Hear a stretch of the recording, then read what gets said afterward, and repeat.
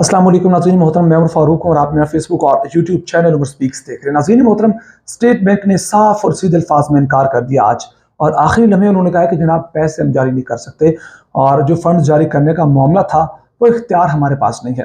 हालांकि यही जनाब कायम मुकाम गवर्नर थे स्टेट बैंक के, जिन्होंने इन चैम्बर समात के दौरान चीफ जस्टिस के सामने, तीन रुकनी बेंच के सामने यकीन दहानी करवाई थी कि जनाब कोई मसला ही नहीं है, हम तो ये पीर तक 17 अप्रैल तक फंड जारी कर देंगे। लेकिन आज उन्होंने इनकार कर दिया है। चंद घंटे बाकी हैं, रात 12 बजे तक का वक्त है इनके पास। रात 12 बजे तक अगर फंड्स ना जारी किए गए तो तौहीन अदालत लगेगी इन पर। और लग ऐसा रहा है कि जनाब पुराना सनाला की जो धमकी थी कल जो उन्होंने टॉक शो के दौरान दी थी कि जनाब जो फंड्स जारी करेगा उसको रिकवरी का सामना करना पड़ेगा। ऑब्वियसली फंड्स किसने जारी करने हैं? स्टेट बैंक के कायम मुकाम गवर्नर ने, उन्हीं के दस्तखत के बाद फंड्स रिलीज होने हैं। और कहा गया था कि जनाब जो फंड जारी करेगा वो रिकवरी का सामना करना पड़ेगा, यानी कि स्टेट बैंक के कायम मुकाम गवर्नर को अपनी जेब से पैसे अदा करना पड़ेंगे। सारी जिंदगी वो रिकवरियां करते रह जाएंगे, 21 अरब रुपए पूरे नहीं होंगे। वो धमकी काम कर गई, आज स्टेट बैंक ने इनकार कर दिया। और आज रात 12 बजे तक का वक्त है और लग ऐसा रहा है कि जबकि साफ इनकार हो चुका है स्टेट बैंक की जानिब से, नरमी नहीं बरती जाएगी सुप्रीम कोर्ट की जानिब से। पहले सुप्रीम कोर्ट ने मामला को सुधारने की, हल करने की कोशिश की। इन चैम्बर समात की तमाम शख्सियात को बुलाया, अटॉर्नी जनरल को बुलाया और ये इलेक्शन कमीशन के सेक्रेटरी को बुलाया, स्टेट बैंक के गवर्नर को बुलाया। लेकिन अब जबकि बिल्ली थैले से बाहर आ चुकी है, मामला क्लियर हो गए हैं। जनाब इन्होंने इलेक्शन नहीं करवाने, एक के बाद एक बहाना। जब पैसों का मामला हल हुआ तो सिक्योरिटी का मसला आ गया। और इस सारे मामले में मैं आपको बता दूं कि जनाब कल जो कौमी असम्बली के स्पीकर हैं जिनका ताल्लुक पाकिस्तान पीपल्स पार्टी से, वो क्या कहते हैं? वो कहते हैं पार्लियामेंट ने अदलिया के कहने पर कानून साजी करनी है तो फिर अदलिया कानून और आइन साजी खुद कर ले। यानी कि तंज कर रहे हो सुप्रीम कोर्ट पर, सुप्रीम कोर्ट के फैसले पर। और मैं एक बात क्लियर कर दूं सबसे पहले, उसके बाद फिर आपको तफसील बताऊंगा कि राणा साहब ने क्या क्या धमकियां दी, क्या बातें की, 14 मई को इलेक्शन ना होने के बारे में क्या कहा। और फिर एक और जो इन लोगों ने गेम डालने की एक नई तैयारी की है, उन्होंने कि जनाब हुकूमत का इलेक्शन फंड्स के लिए आज ही असम्बली काबीना में पेश करने का फैसला, यानी कि सुप्रीम कोर्ट इस हुकूमत को, जनाब सुप्रीम जो पार्लियामेंट को, वफाकी काबीना को अलग कर चुकी इस मामले से।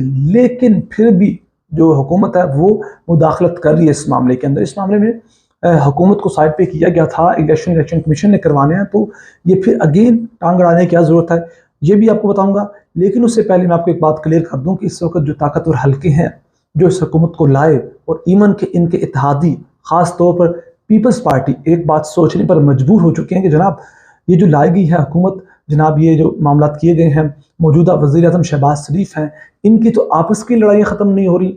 मुस्लिम लीग नून नवाज नजर आती है, मुस्लिम लीग नून शहबाज नजर आती है, नवाज शरीफ और मरीम नवाज एक बात पर अटक चुके हैं कि जनाब कुछ भी हो इन लोगों को इंतखाबात में नहीं जाने देना, मुल्क में इंतखाबात नहीं करवाने, इमरान खान को नुकरे लगवाना है। वो जो काम नवाज शरीफ के साथ किया गया था वही काम इमरान खान के साथ होगा, नाअहल होंगे और 1 साल के लिए जेल जाएंगे, उसके बाद ही फिर कुछ ना कुछ होगा। लेवल प्लेइंग फील्ड जब तक नहीं बनती चीज़ें आगे नहीं बढ़ेंगी। इस वक्त मरीम नवाज और नवाज शरीफ एक अलग बात पर टिक चुके हैं, लेकिन दूसरी जानिब शहबाज शरीफ एक अलग तरीके से सोच रहे हैं, लेकिन उनको चलने का मौका नहीं दिया जा रहा। मरीम नवाज जो भतीजे हैं वो चचा जान को निकलवाना चाहती हैं। इवन के जब अजमल जामी ने कहा था कि जनाब ऐसे मामला ख़राब होंगे, आपके पीएम डिस्क्वालीफाई हो जाएंगे, तो मरीम नवाज ने कहा था तो होते तो हो जाए डिस्क्वालीफाई, हमें कोई फ़र्क नहीं पड़ता। और अंदाज़ा करें कि इस वक्त जो हुकूमत है फुल फाइटिंग मोड में है, सुप्रीम कोर्ट के साथ, chief justice of Pakistan Umar Ata Bandial के साथ, और आज आखिरी दिन है इस लड़ाई का। अब या आर होगा मामला या पार होगा। इससे ज़्यादा जो बर्दाश्त की हिम्मत है वो शायद जज साहिबान में भी नहीं है, चीफ जस्टिस में भी नहीं है, सुप्रीम कोर्ट में भी नहीं है, पाकिस्तान की आला अदलिया में भी नहीं है। मैं आपको बता दूं कि जनाब आज जो गेम के डालने जा रहे हैं ये लोग, वो सबसे पहले आपको बताऊंगा। कौमी असम्बली की कायमा कमेटी बराए ख़जाना के इजलास में वज़ीर मुमलिकत बराए ख़जाना आयशा गौस पाशा ने कहा कि हम ज़िमनी सप्लीमेंट्री ग्रांट की समरी आज काबीना इजलास को भिजवाते हैं।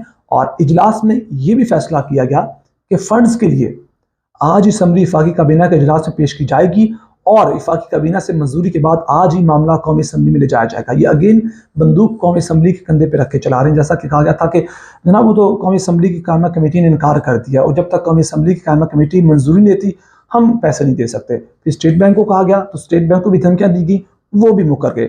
अब अंदाज़ा कीजिए हालात जानबूझ कर किस तरफ ले जाना चाह रहे हैं। और फिर कौमी असम्बली के स्पीकर, आला तरीन ओहदेदार, वो क्या कहते हैं? और वो तंज करते हैं सुप्रीम कोर्ट पर, सुप्रीम कोर्ट के फैसले पर। उन्होंने कहा कि फुल कोर्ट बनाने में क्या कबाहत थी, फुल कोर्ट बनाने से मुल्क में हिजानी कैफियत ख़त्म हो सकती है, तो इसमें क्या कबाहत है। फिर उन्होंने कहा कि पार्लियामान पर कदगन लगा दी गई, वही हुकूमत साजी कर रहे हैं, कानून साजी भी वही करेंगे, जो अदलिया चाहेगी तो फिर आइन साजी भी अदलिया कर ले। फिर इलेक्शन के लिए मारामारी और सियासी सरगर्मियों का ढोंग करने की क्या ज़रूरत है। फिर अदलिया को ही कहें कि आप ही कानून बनाएं और आप ही इस पर अमल दरामद करवाएं। सुप्रीम कोर्ट को इस बात में ये लाया गया है और कहा गया कि फिर हुकूमत की तो ज़रूरत ही कोई नहीं है, खुद कानून बनाएं, उस पर अमल दरामद करवाएं, पार्लियामेंट को साइड पर कर दें। और उन्होंने कहा कि आप मुंतखब नुमाइंदों की हदूद में कैसे आ सकते हैं, अगर आप मुंतखब लोगों की हदूद में आएंगे तो आपकी हदूद में भी लोग जाना शुरू कर देंगे। अंदाज़ा करें किस तरह की धमकियाँ दी जा रही हैं। और फिर अगर आप किसी पर हमला करेंगे तो वो क्या करेगा, जो उसके हाथ में है वो मारेगा। मैं नहीं चाहता हूँ कि हम जवाबुल जवाब लिखने पर बैठ जाएं। अंदाज़ा करें ये हमले की क्या बात हुई थी। वो 1997 वाला वाक़या याद आता होगा शायद आपको, कि जब सुप्रीम कोर्ट पे हमला किया गया था, एक जत्थे नून लीग के दाखिल हुए थे सुप्रीम कोर्ट के अंदर। वो जो मौजूदा चीफ जस्टिस है तब के, उनको हटा दिया गया था, अपनी मनमर्जी का चीफ जस्टिस लाया गया, और फिर उसके रिजल्ट में 1998 में क्या हुआ वो भी आपके सामने है। लिहाजा ये सियासी कुर्बानी में देना चाहते हैं, ये कुर्बान होना चाहते हैं, कोई नया बयानिया तलाश करना चाहते हैं। और फिर इस सारे मामले के अंदर मैं आपको बता दूं कि राना सनाउल्लाह ने पहले भी कहा था और अगेन कल उन्होंने कहा है कि ये इमरान खान जितना मर्जी जोर लगा ले, 14 मई को इलेक्शन नहीं होंगे, जोर इमरान खान नहीं लगा रहा। इमरान खान तो कह रहे हैं कि जनाब 90 दिन के अंदर अंदर इंतखाबात होने चाहिए थे, जोर अब सुप्रीम कोर्ट लगा रही है आइन पर अमल दरामद करवाने के लिए। असल में ये कहना चाहते हैं सुप्रीम कोर्ट को कि जनाब आप कुछ भी कर लें, क्या उखाड़ लेंगे आप, 14 मई को इलेक्शन नहीं होंगे सारे मामले में। और फिर राना सलाह कहते हैं कि जनाब मुश्किल वक्त में पार्टी के साथ खड़े रहने वालों की खिदमत को फरामोश नहीं किया जा सकता। हल्के के अवाम ने हर बार मुझ पर एतमाद किया। 2018 में मेरे हल्के को 3 जगह तकसीम किया गया। और फिर उन्होंने कहा कि जो इलेक्शन है वो तो वक्त पर नहीं होंगे। उन्होंने कहा कि 4 साल में जो किया आपके सामने है, 1 करोड़ नौकरियां देने का कहा गया, लेकिन कोई घर नजर नहीं आ रहा। कहाँ गया 50 लाख का जो घर बनाना था आप लोगों ने। ये मामला है। और फिर इस सारे मामले में अब स्टेट बैंक ने क्या कहा है वो आखिर में बताऊंगा आपको। स्टेट बैंक कहता है कि जनाब ये जो मामला हैं हमारे इख्तियार में नहीं है, और वो कहते हैं कि अजरा का इख्तियार स्टेट बैंक के पास नहीं है। फंड्स मुख्तिस करने से पैसे अकाउंट में ही मौजूद रहेंगे। वो कहते हैं आपने कहा था फंड मुख्तिस कर दें, हमने 21 अरब रुपए निकाल के इलेक्शन के लिए मुख्तिस कर दिए, लेकिन पैसे नहीं रहेंगे।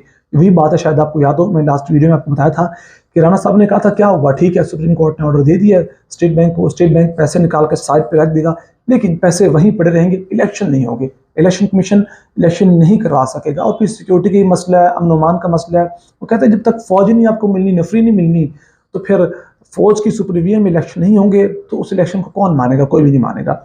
और इस सारे मामले में ये चीज़ें हैं जो इस वक्त सामने आ रही हैं। आज रात 12 बजे के बाद मामला क्या बनता है, सुप्रीम कोर्ट किसको गिराती है। और इस सारे मामले में मैंने आपको बताया था कि कल सैयद तरत हुसैन ने कहा था कि 3 बड़े वज़रा भी जाएंगे, साथ साथ वज़ीर-ए-आज़म भी जाने वाले हैं। तो चीज़ें अब उसी तरफ बढ़ती नजर आ रही हैं। सारे मामला थे जो आपसे शेयर के, सारे मामले में आपके अपनी क्या राय नीचे कमेंट सेक्शन में अपनी राय दीजिएगा। अपना बहुत सारा ख्याल रखिएगा, हमें दुआ में याद रखिएगा। अल्लाह के बाद।